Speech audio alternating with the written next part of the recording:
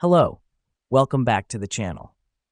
Today, we're diving right into how to create task dependencies on Asana.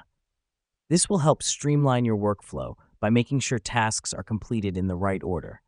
First off, you'll need to select a task that needs to be dependent on another.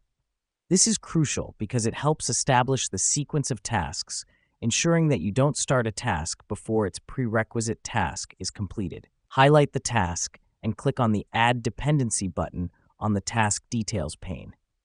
The reason we do this is to visually represent the dependencies, which makes it easier to keep track of the task flow and understand the project's progress.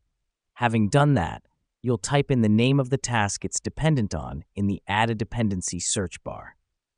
This step is critical because it directly links the tasks, making sure that they're connected in the project's overall sequence.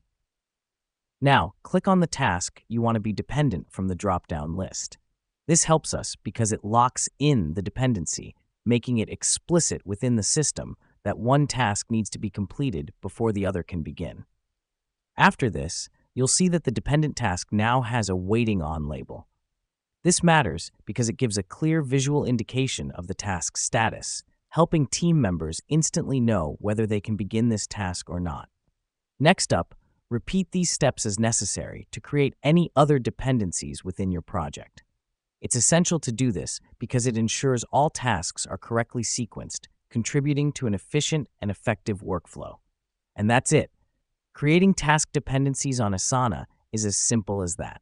This process assists in maintaining a smooth project workflow by making sure tasks are completed in the right order, thereby enhancing productivity.